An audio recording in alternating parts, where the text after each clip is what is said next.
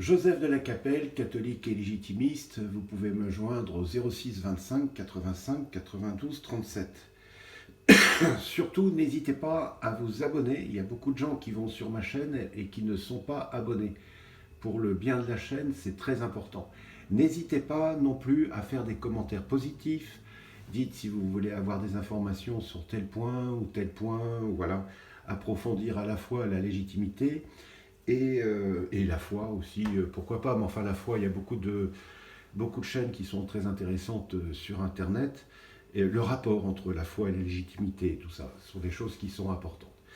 Je voulais faire aujourd'hui donc une vidéo sur l'horlogerie et la politique.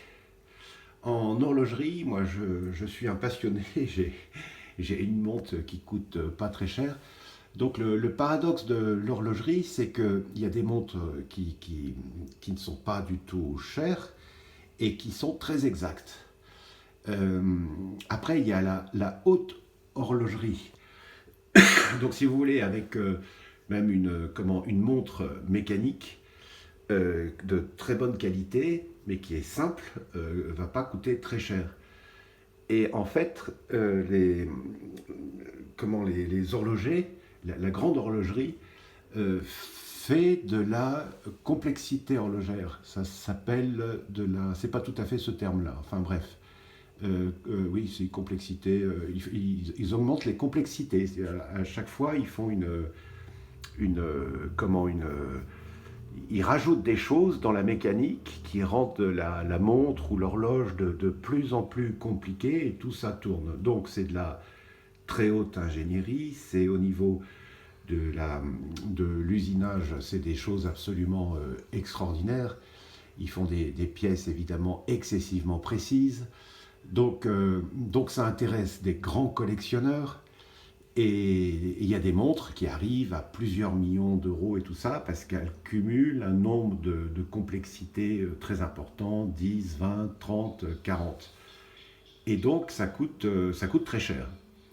Et ça fait avancer à la fois l'ingénierie et donc la micromécanique, mais aussi donc la mécanique de précision. Donc évidemment, après, c'est applicable dans énormément de secteurs. Donc c'est au niveau de la recherche, du travail, etc.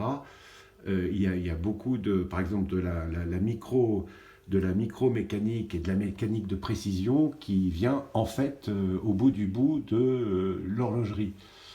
Et donc voilà. Et alors eh ben la politique, c'est un peu la même chose. C'est-à-dire que en France, bon, il y a une administration sous l'Ancien Régime, on va dire depuis Clovis. Dès qu'il y a un pouvoir, il y a une sorte d'administration. On va penser à Charlemagne, tout ça. Enfin voilà. Et puis et donc, quand la civilisation s'est précisée, etc., il y a eu deux grands rois, enfin, donc Louis XIV, qui a, qui a poussé un peu l'administration, parce qu'il en avait besoin, et puis évidemment Napoléon Ier. Mais après, ça s'est complexité, c'est-à-dire qu'on a fait des complications, voilà, des complications horlogères. Et donc, et puis après, ça s'est stratifié.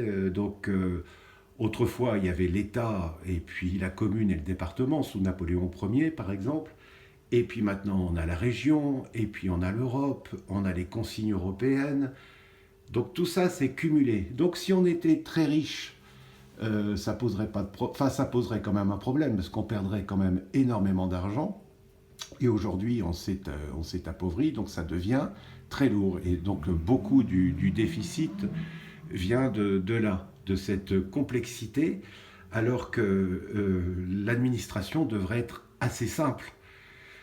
C'est-à-dire, c'est ce que propose entre autres le Rassemblement national, enfin tous les partis de droite en général, c'est-à-dire l'État, le département et la commune. Alors il y a des gens qui disent aussi l'État, la région et la commune.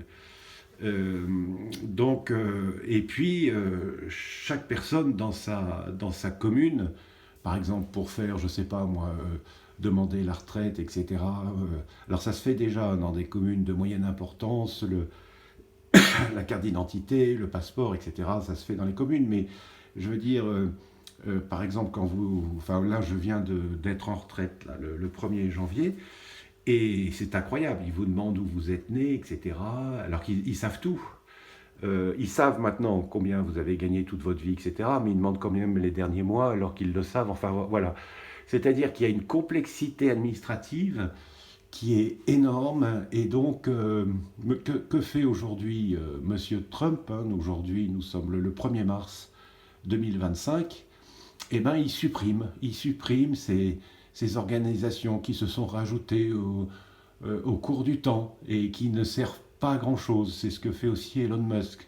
C'est-à-dire qu'il passe d'une montre qui vaut, on va dire, 5 millions de dollars à une montre qui coûte 30 dollars ou 40 dollars, vous voyez.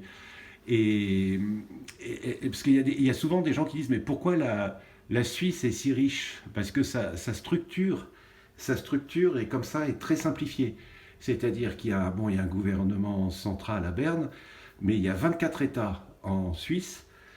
Ce sont des États, hein. C'est-à-dire qu'ils ont une autonomie complète, et Berne régit la Confédération. Et dans ces États, ce qui a énormément de puissance, ce sont les communes. Donc au niveau administratif, malgré tout, c'est beaucoup, beaucoup plus léger qu'un pays comme la France, ou que l'Italie, ou que d'autres pays latins. Et en fait, les pays qui sont riches, ce sont des pays qui ont une administration bien huilée, mais juste simplifiée, ou qui ont su rester simples. Et donc, plus on fait de la complexité, plus on rajoute des complexités, pas horlogères, mais des complexités politiques et administratives. D'une part, on casse les pieds aux gens, ça coûte très cher, et ça ruine le pays, quoi. Donc voilà, je voulais faire cette vidéo parce que le parallèle me paraît très très très intéressant. Et voilà, ça s'appelle une complication horlogère. Tout à l'heure, c'est pas complexité, c'est complication horlogère. Et ben, nous, on fait des complications administratives et politiques. Et donc, dans l'avenir, donc là, M. Trump nous montre l'exemple. M. Poutine, en Russie, c'était les Russes en parlent entre eux. Sous l'époque bolchevique, il y avait une complexité administrative extraordinaire. Et donc, avec la glasnost perestroïka à l'époque et puis après avec M. Poutine, ils ont réussi à simplifier énormément de choses.